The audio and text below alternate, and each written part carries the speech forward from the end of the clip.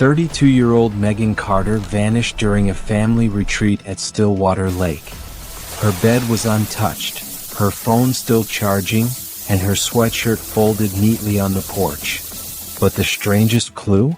Her footprints led back toward the cabin, then stopped halfway. Hours before, she whispered, "We're not alone out here." "What happened next will chill you." Tap subscribe and don't look away as we unravel the stories hidden in the shadows. The Carter family had been gathering every other fall for decades. This time, they chose a sprawling wooden lodge that overlooked Stillwater Lake, a body of water so calm it reflected the birch trees like a sheet of glass. The town itself was small, population under 2,000, one diner, one gas station, and a sheriff's office with 2 deputies on rotation. People went there to disappear in the best sense. No cell service, no traffic noise, no city chaos. Megan, the second oldest cousin, was the one who almost didn't come. She lived in Boston, worked long shifts at a hospital, and rarely unplugged. Her younger brother Mark had begged her, "Just come for one weekend. You need it." She agreed. But when she arrived Friday evening, there was something off about her demeanor. Her cousins later recalled that she stood at the edge of the dock longer than anyone else, staring across the black water. "It feels like the lake is watching," she muttered, half joking, half not. Saturday night was the big dinner. The fireplace roared, laughter rose, board games spilled across the table. By 11, most of the family had gone upstairs. Only Megan, her cousin Rachel, and Rachel's husband stayed on the porch, sipping cider. That was when Megan leaned in, her voice barely above a whisper. "I don't think we're alone out here." Rachel asked what she meant. Megan shrugged, eyes fixed on the tree line. She claimed she'd seen a light, a flicker that moved between trunks, not a lantern, not a flashlight. Something different. By midnight, she excused herself, saying she wanted fresh air before sleep. She pulled on a sweatshirt, stepped outside, and never returned. The first sign of trouble came at 6 a.m. when Mark knocked on her door for their planned hike. No answer. Her bed untouched. The family searched the cabin, bathroom, kitchen, even closets. Nothing. Her sneakers were gone, but her car keys and phone were still charging by the nightstand. On the porch rail, folded neatly, was her sweatshirt, damp with dew. Down by the shoreline, 2 sets of footprints marked the soft soil, one set leading out, one set leading back. But here's where it gets stranger. The returning footprints stopped halfway to the lodge. They simply vanished. When deputies arrived, the family's stories began to tangle. Rachel swore Megan mentioned a strange light in the woods. Mark insisted she was perfectly calm and hadn't said anything unusual. Another cousin, Daniel, claimed he saw her through the upstairs window around 12:30, just standing at the edge of the dock. But Daniel's detail raised questions. At 12:30, fog was so thick you couldn't see more than 10 feet. How could he be certain it was her? And then came the neighbors. A couple staying in a cabin across the lake reported waking around 1:15 a.m. to what they described as a high, sharp scream. They assumed it was drunken campers. Yet no one in Megan's family admitted hearing a thing. Deputies searched the woods surrounding the lodge. No signs of struggle. No dropped phone. No torn fabric. But one deputy noted something unnerving. A lantern, battery drained, left beside a tree 200 yards from the lodge. It didn't belong to the family. No one could explain it. Inside the lodge, investigators found Megan's journal. The last entry, scribbled quickly that evening. "He's back. I know it. Same as before. I won't let them think I'm crazy again." No one in the family understood what "same as before" meant. By Sunday evening, the search had expanded. Dogs tracked a scent trail to the northern edge of the lake, where an old boathouse sagged into the water. Locals said it hadn't been used in 20 years. Inside, Deputies found damp footprints across the rotting boards. Not fresh but not ancient either. A rope coiled in the corner. An old fishing chair overturned. And tucked under a loose plank, a single brass button, shiny as if recently lost. When Mark saw the button, his face drained of color. He recognized it instantly. It had come from Megan's jacket, the one she wore when she first arrived. But Megan hadn't worn that jacket since the first night. So why was its button at the boathouse? By nightfall, Stillwater Lake had gone silent again, mist crawling over the surface. Deputies marked off the boathouse, and the family was ordered to remain inside the lodge. Rachel, unable to sleep, wandered to the porch. She swore she saw it then, across the water through the fog. A small flicker of light moving between the trees. She blinked and it was gone. Megan Carter had vanished without a trace. But whatever took her hadn't left. By sunrise, the lake looked innocent again, blue as a postcard, skimming wind ripples across the surface like the night hadn't happened. Deputies taped off the boathouse and ran bright cord through birch trunks. Family clustered on the lodge porch, blankets over shoulders, coffee going cold in their hands. A few of them tried to talk like this was a miscommunication about a hike. Most didn't bother. A gray sedan rolled up the gravel road near 9. The man who stepped out moved like he was trying not to wake something sleeping under the ground, slow, precise. Tall, coat flung over a suit, tie loosened. He introduced himself to the sheriff without theatrics, then to the family with his eyes. "Detective Jonathan Hale," he said. "I work cold cases, missing persons. The state asked me to consult." He listened more than he spoke. That alone calmed the noise. He started with the ordinary things. "When did you last see Megan? What was she wearing? Did she take medications? Any history of sleepwalking, depression, impulsive travel? Who had keys?" He let the silences expand until the truth had to make a decision. Mark answered first, eyes red, voice steadying as if his steadiness might pull her back. "We were supposed to hike at 6. I knocked. Her bed still made." Rachel's gaze kept sliding to the tree line, as if it might whisper back what she'd seen. "She said she saw a light last night, something moving through the trees. I told her it was campers, but it wasn't like that." Daniel folded his arms. "I saw her on the dock around 12:30, he said. "Fog or not, it was her." Hale's look held a quiet doubt. "From upstairs. Through fog. At night. I know what I saw." Hale nodded without agreeing and moved on. He wanted the scent of the night, not the shape of anyone's pride. He toured the porch. The folded sweatshirt lay where it had lain at dawn, wet around the edges. Hale set 2 fingers on the fabric and lifted. A fine fringe of needles clung to the cuff. He angled it toward the light. Not dew.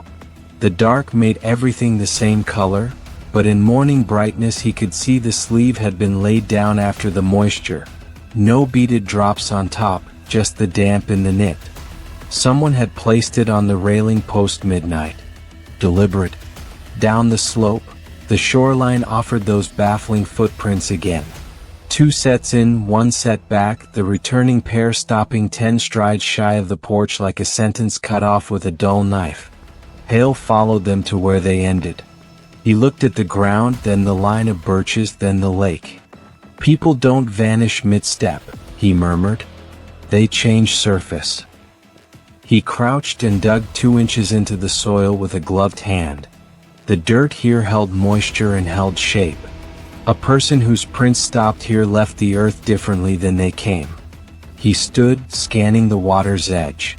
A faint scrape marred the old stones of the little landing, an arc of brightness where aluminum had kissed rock recently. He filed that away. The sheriff arrived with the lantern they'd recovered in the woods. Dead batteries, old-school frame, glass scratched by time.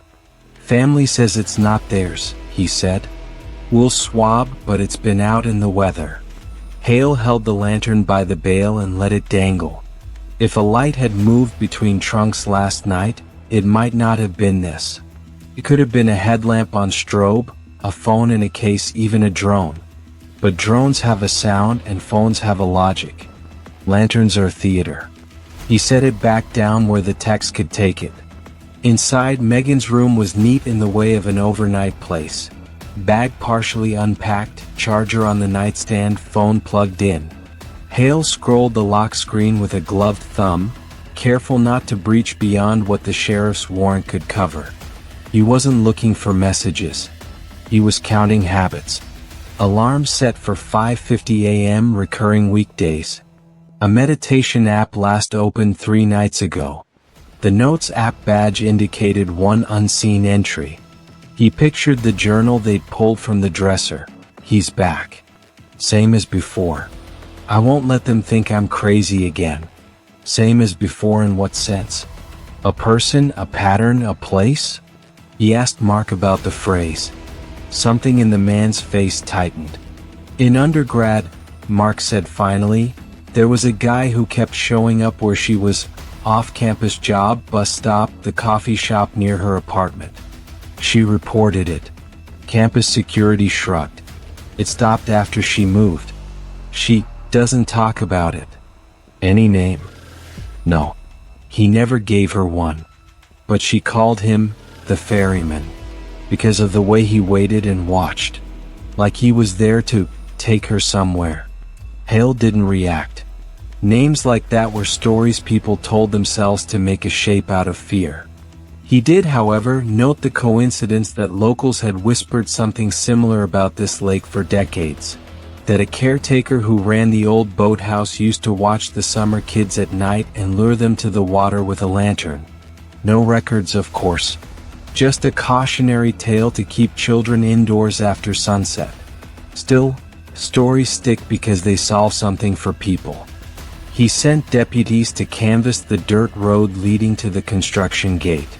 Officially, the only road out of town had been closed between midnight and 5 for a culvert replacement.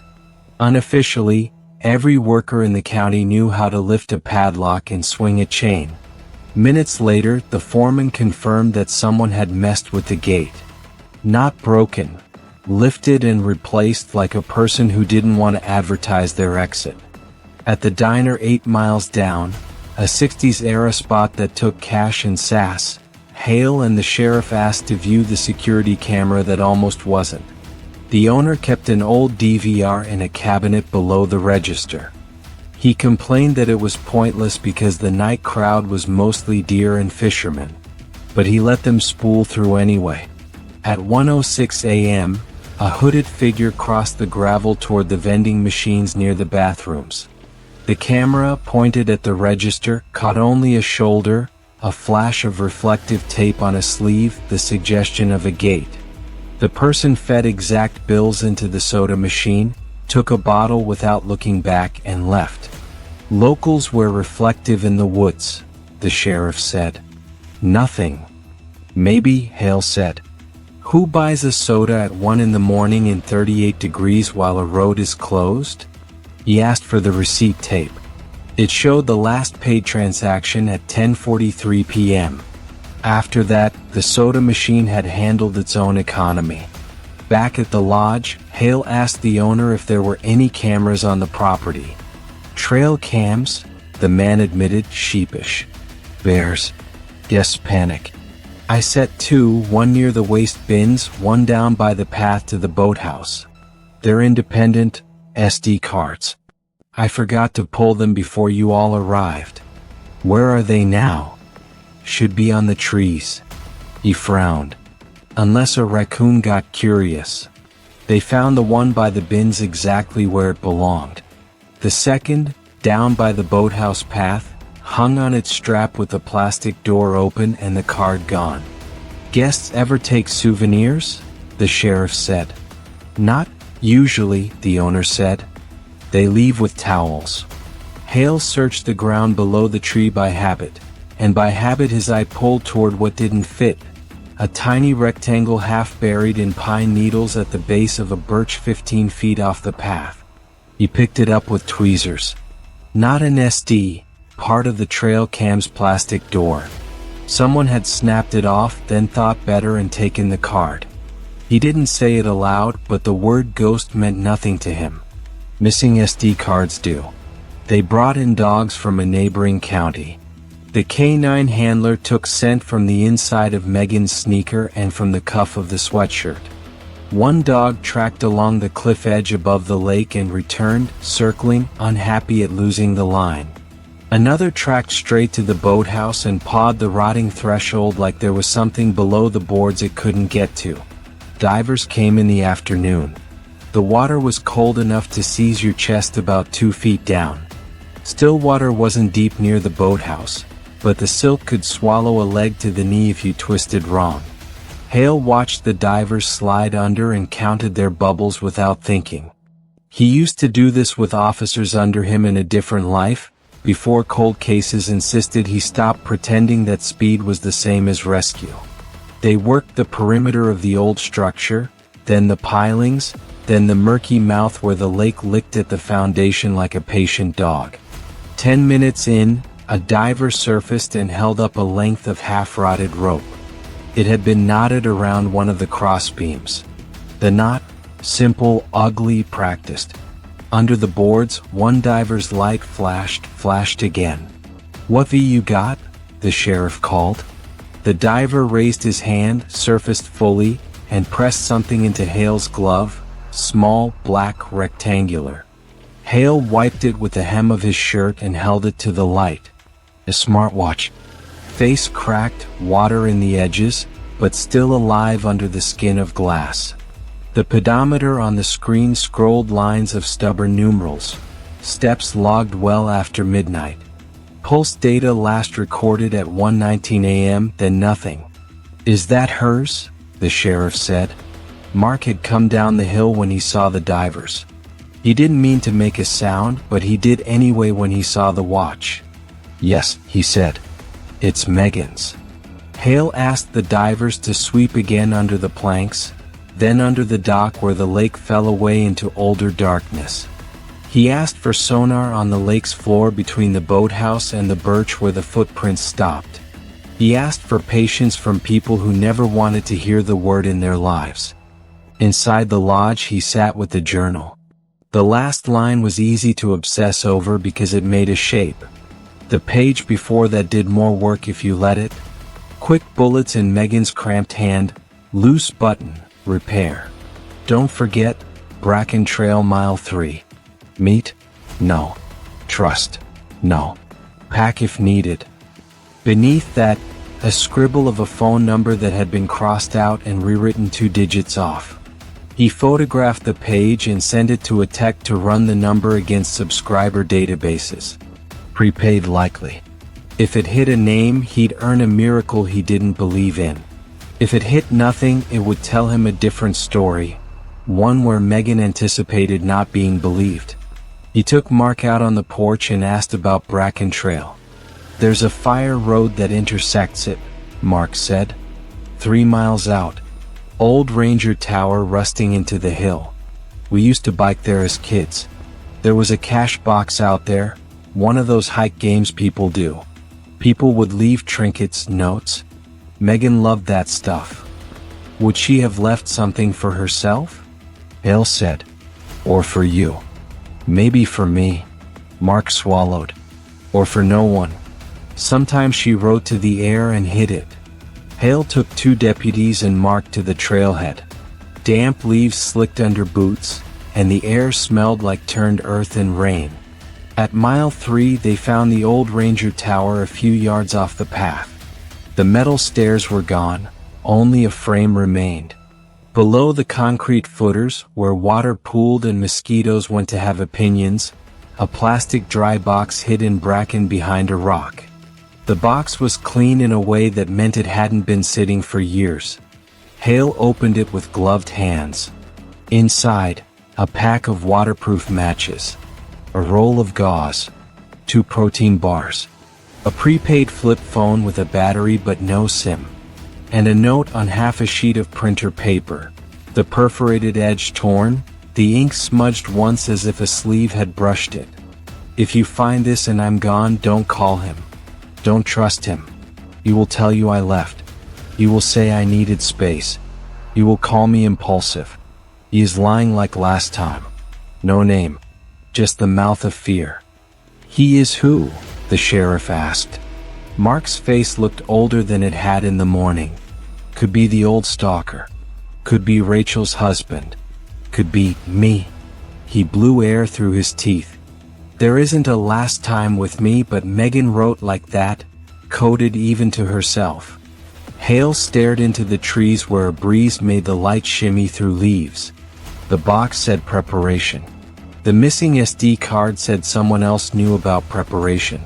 The smartwatch said movement after midnight. The scrape on stone suggested a boat. At the marina half a mile down, the owner met them with a baseball cap and an opinion. Nobody rents after 10, he said. I live upstairs. I hear a fly land on a paddle. Last night I heard something. Aluminum on rock. Like someone took out a skiff and didn't know how to push off without raking it. Did you look? Hale asked. I was halfway into my boots when it went quiet. You know how it is with lakes. They bring noise to your window that happened an hour ago. Do you lend to locals after hours? Not unless they're bleeding. There's a couple of loose skiffs chained up down the shore. Kids use them sometimes. The chain on one of those skiffs had a fresh groove worn into the link, the kind new metal makes when it meets old. Hale ran his finger over it and saw how a person might slip the padlock through but not fully secure it, the chain left looking honest even when it wasn't. They walked the shore back toward the lodge, boots sinking into the slick margin where water could reach if it wanted. The sheriff fell a few yards behind and took a call. Neighbors from across the lake, he said when he rejoined. The ones who heard the scream. They got a trail cam too. You're going to love this or hate it. The neighbor's cabin was cleaner than any cabin had a right to be. The husband brought out a battered trail cam and apologized for not mentioning it sooner.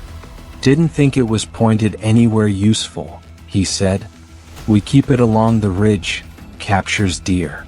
Sometimes idiots. Hale slot the SD into his tablet. Night vision grain turned the world sickly and flat. Trees glowed like bones. At 12:41 a.m., something bright and small slipped between the trunks. Moving, not steady. Stroke? A firefly would have looked like a star. This looked like a heartbeat. Moments later, a figure crossed the lower edge of frame. A person in a weatherproof jacket with a reflective sleeve band, hood up, walking toward the shore with a long rhythmic stride. Not hurried, not lost.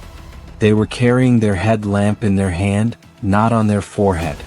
The lamp bounced against their thigh as they moved. The camera caught just the smallest motion at the hand, an occasional little flick like someone clicking a pen. Pause, the sheriff said. Hale zoomed. The resolution tapped out early, but the motion was there. 6 steps, a pause, a flick, 6 more steps. A tick. A tell. He watched it 3 times, then dragged the scrub forward in hope. After a blank stretch, there came another glow. Not the strobe, but light reflecting in small points. An animal, maybe, or maybe someone else farther back, watching. What time? He asked. Time stamps are off, the husband said. But I checked against my phone. That was around 12:45. After Rachel saw the light, the sheriff said. Before that scream at 1:15. Not the lantern you found, Hale said to himself. This is newer. Controlled. The sheriff looked at him. You're thinking headlamp. I'm thinking someone wanted to look like a ghost. Back at the lodge, the air was thick with waiting. Rachel's husband, Tom, stood by the sink, sleeves pushed up, thumb idly clicking the top of a ballpoint pen. Hale watched the pen. 6 clicks, a pause, 6. He watched it long enough to know it wasn't a coincidence and long enough to not be obvious he was watching. Then he asked Tom where he'd been between midnight and 2. In bed, Tom said. Alone? Rachel's head came up. We were both tired, she said quickly. She stopped. Noticed the pen. Noticed Hale noticing. What? Tom looked down as if the pen had betrayed him in a way pens shouldn't. This is ridiculous, he said, setting it on the counter with force. You think I lured my wife's cousin into the woods with a headlamp? For what? I don't know, Hale said. But I think you know the headlamp part. Tom bristled. I hike. That's a crime now. Hale let the silence explain why defensiveness made bad music in rooms like this. Before it could swell, a deputy stepped in from the porch with a small, filthy prize held in pinched fingers. You asked us to recheck cushions, she said. Found this pushed into the seam. It was the missing SD card from the lodge trail cam. Someone had jammed it into the couch and forgotten that canvases are patient. The deputy slid it into a bag. Hale nodded toward the sheriff, who nodded toward the door. They took it to the patrol car, slotted into a reader, and watched grainy night become an argument. The boathouse path in gray-green. At 12:28 a.m., a shape moved fast through frame. Megan, hood down, hair visible, walking alone toward the lake. At 12:51, a second figure followed, hood up, reflective band asking to be seen if you knew the language. The second figure stopped once, tilted a beam toward the ground, then killed the light. At 1:03, both figures came back up the path. Megan again first, and the other behind her by several yards. The second figure stopped suddenly, half-turned, then moved forward again. At 1:06, nothing. At 1:19, a flare of light at the edge of frame like someone signaling low. Then the card's recording cut. The camera's motion sensor had nothing to wake for. Play again, Hale said softly. The return. The second time through, he watched how Megan's shoulders moved. Not loose. Not like someone who had chosen to walk. She was keeping pace like you keep pace when you don't want to break into a run because running turns something into a chase. He rewound. Watched the pause on the return, the split second where the follower half-turned. Was there another light beyond the trees that pulled attention? Was someone signaling from the water? The angle bit off information the way these things always do. Cameras tell you only what they can see. The rest is made of breath and guessing. They went back to the boathouse and asked the divers to sweep again.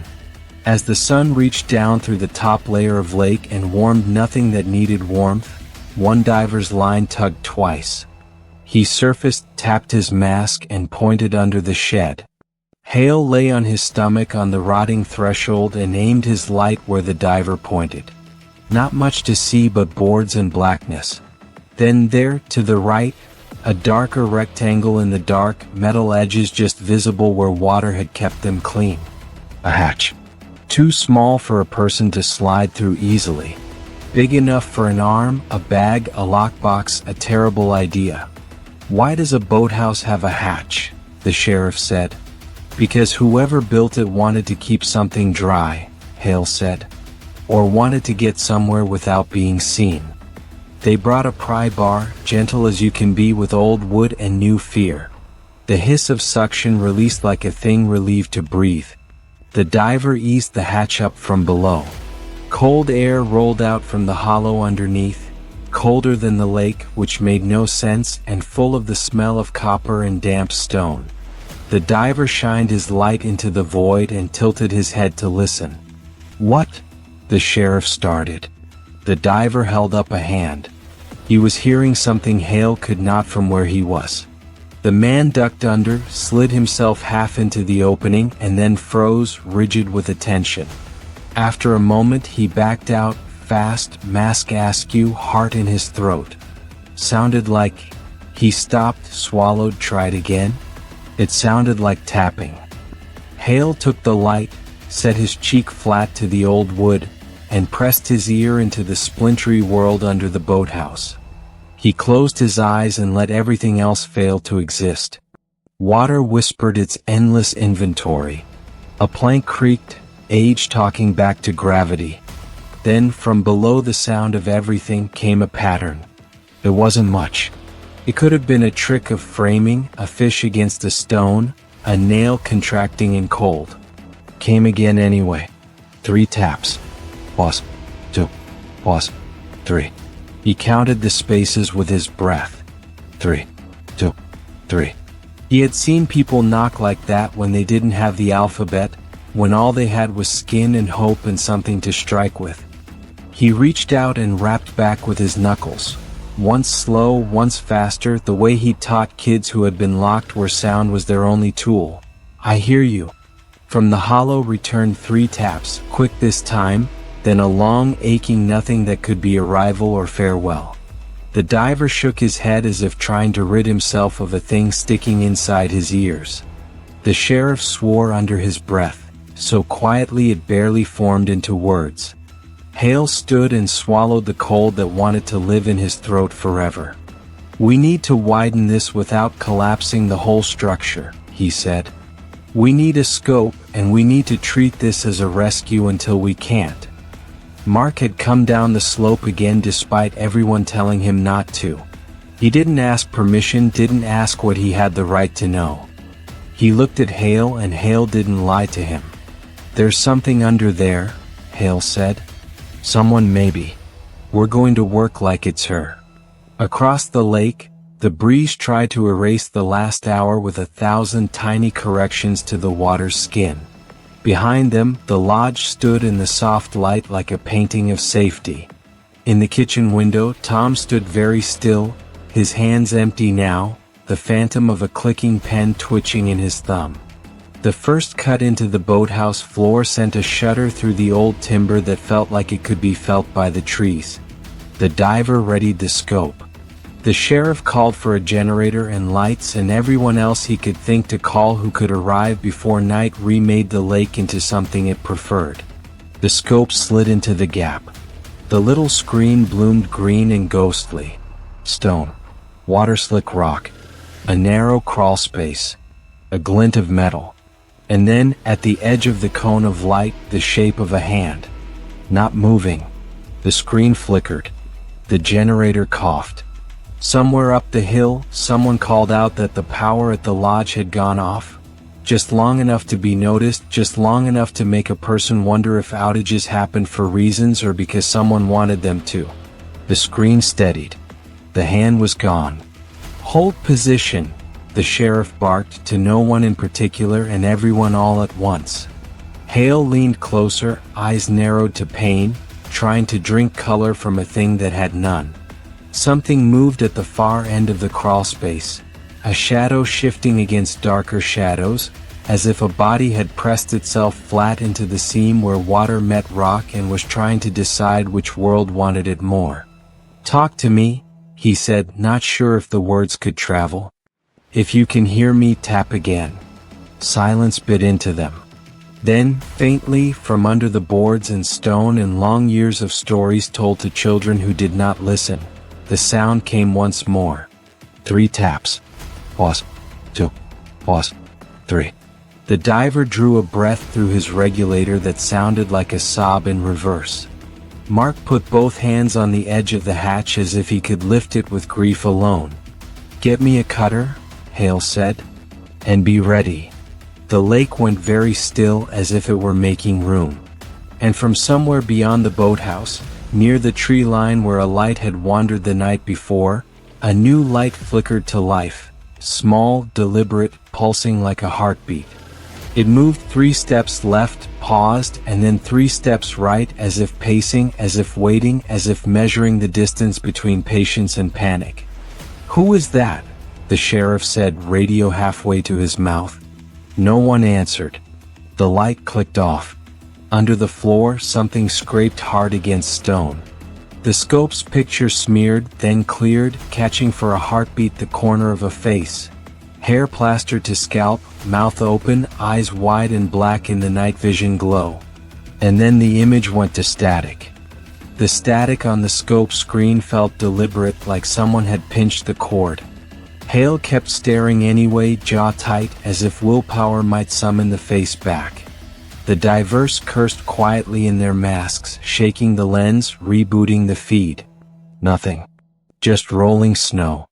The sheriff barked into his radio for backup power, for floodlights, for cutters to widen the hatch. Deputies scrambled, their boots clattering across boards already groaning under age.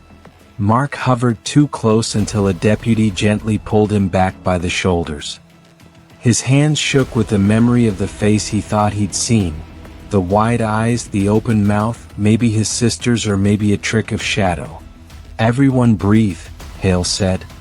His voice was low, carrying the calm of someone who knew panic wasted oxygen. "We widen the hatch slow.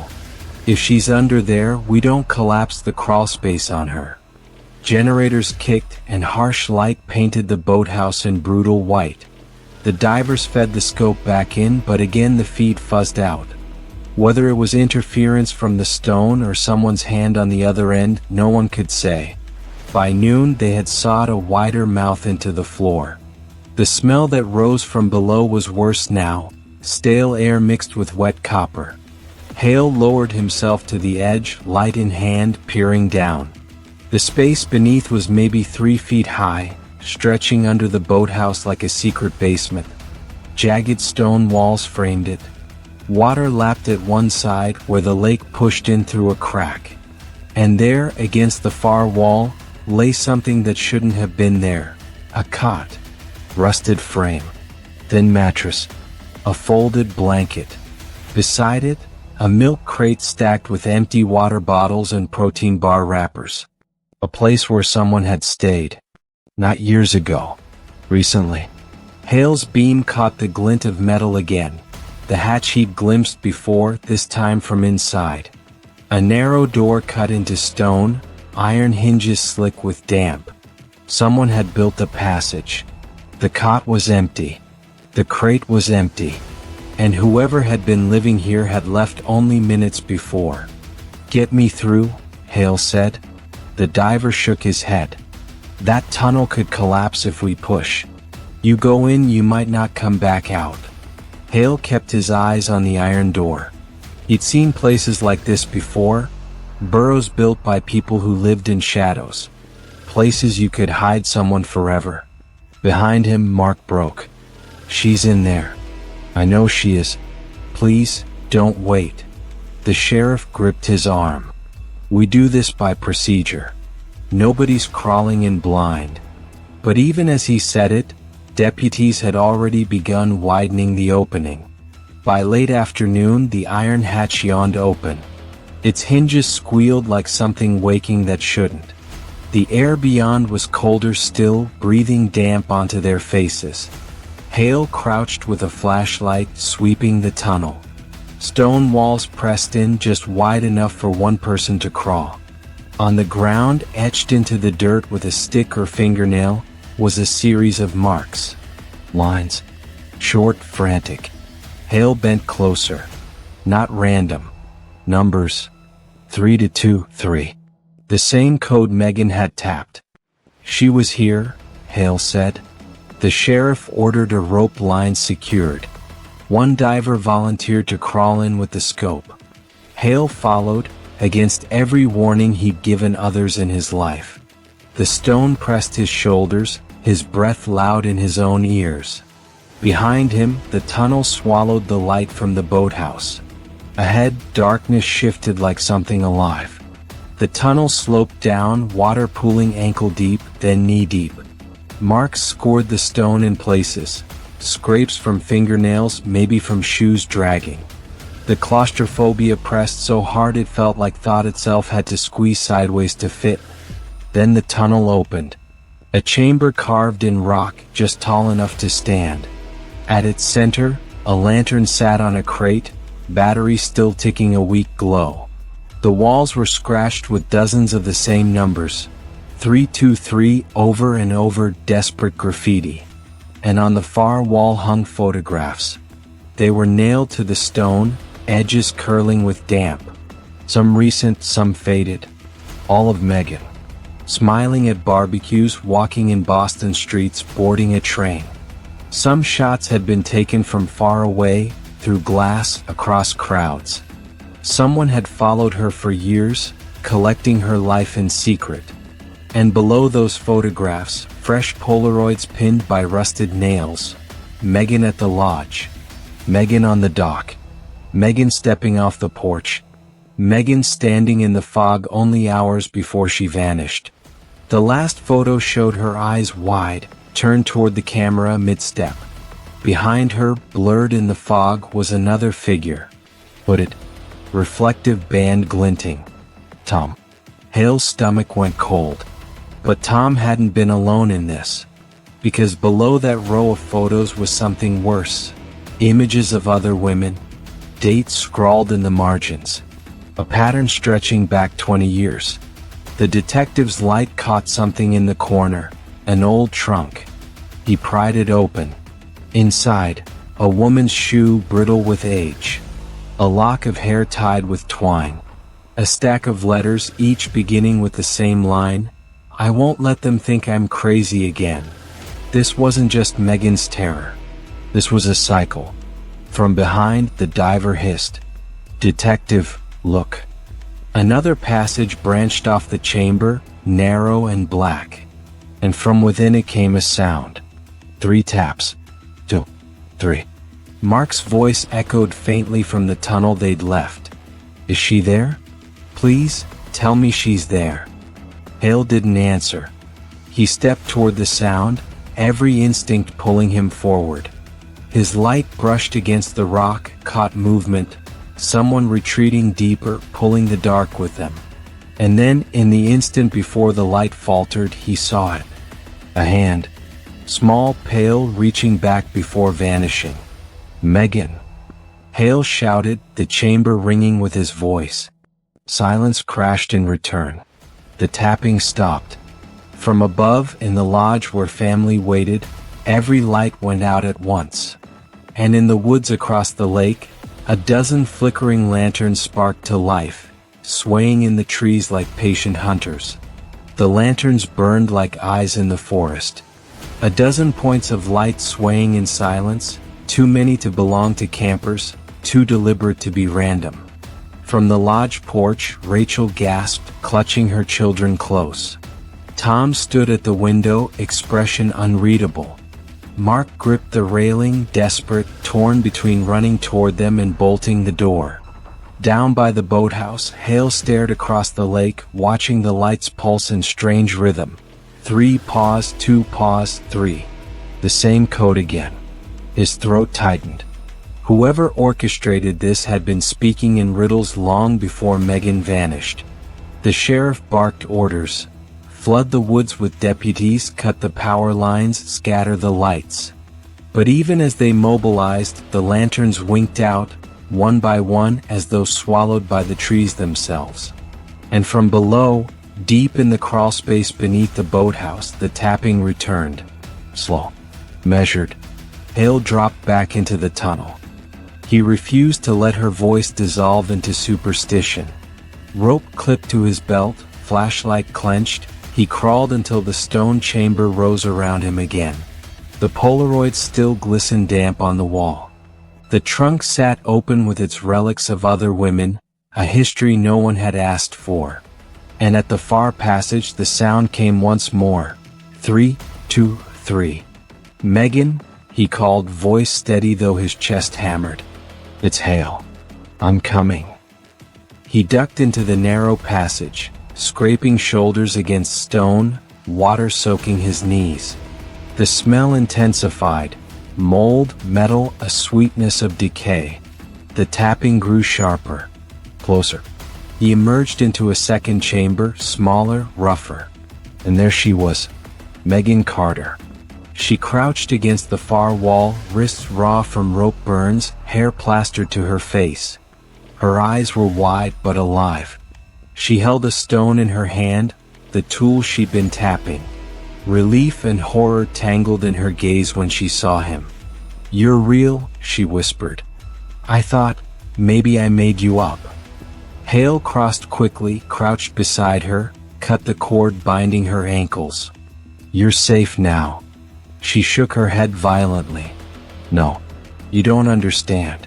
He's here. A sound echoed through the tunnel then, boots on stone, a scrape of metal, steady and confident.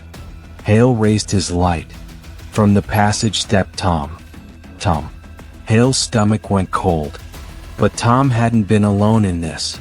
Because below that row of photos was something worse. Images of other women. Dates scrawled in the margins. A pattern stretching back 20 years. The detective's light caught something in the corner. An old trunk. He pried it open. Inside, a woman's shoe brittle with age. A lock of hair tied with twine. A stack of letters, each beginning with the same line. I won't let them think I'm crazy again. This wasn't just Megan's terror. This was a cycle. From behind, the diver hissed. Detective, look. Another passage branched off the chamber, narrow and black. And from within it came a sound. 3 taps. 2, 3. Mark's voice echoed faintly from the tunnel they'd left. Is she there? Please, tell me she's there. Hale didn't answer. He stepped toward the sound, every instinct pulling him forward. His light brushed against the rock, caught movement, someone retreating deeper, pulling the dark with them. And then, in the instant before the light faltered, he saw it. A hand. Small, pale, reaching back before vanishing. Megan.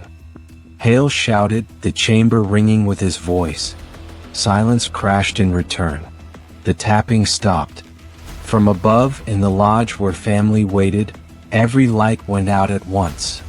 And in the woods across the lake, a dozen flickering lanterns sparked to life, swaying in the trees like patient hunters. The lanterns burned like eyes in the forest. A dozen points of light swaying in silence, too many to belong to campers, too deliberate to be random. From the lodge porch, Rachel gasped, clutching her children close. Tom stood at the window, expression unreadable. Mark gripped the railing, desperate, torn between running toward them and bolting the door. Down by the boathouse, Hale stared across the lake, watching the lights pulse in strange rhythm. 3 pause, 2 pause, 3. The same code again. His throat tightened.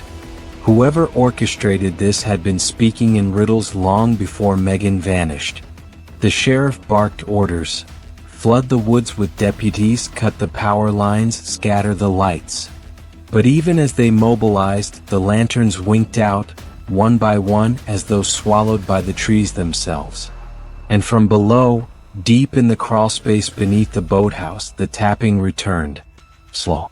Measured. Hale dropped back into the tunnel. He refused to let her voice dissolve into superstition. Rope clipped to his belt, flashlight clenched, he crawled until the stone chamber rose around him again. The Polaroids still glistened damp on the wall. The trunk sat open with its relics of other women, a history no one had asked for. And at the far passage the sound came once more. 3, 2, 3. Megan, he called, voice steady though his chest hammered. It's Hale. I'm coming. He ducked into the narrow passage, scraping shoulders against stone, water soaking his knees. The smell intensified. Mold, metal, a sweetness of decay. The tapping grew sharper. Closer. He emerged into a second chamber, smaller, rougher. And there she was. Megan Carter. She crouched against the far wall, wrists raw from rope burns, hair plastered to her face. Her eyes were wide but alive. She held a stone in her hand, the tool she'd been tapping. Relief and horror tangled in her gaze when she saw him. You're real, she whispered. I thought, maybe I made you up. Hale crossed quickly, crouched beside her, cut the cord binding her ankles. You're safe now. She shook her head violently. No, you don't understand. He's here. A sound echoed through the tunnel then, boots on stone, A scrape of metal, steady and confident. Hale raised his light. From the passage stepped Tom.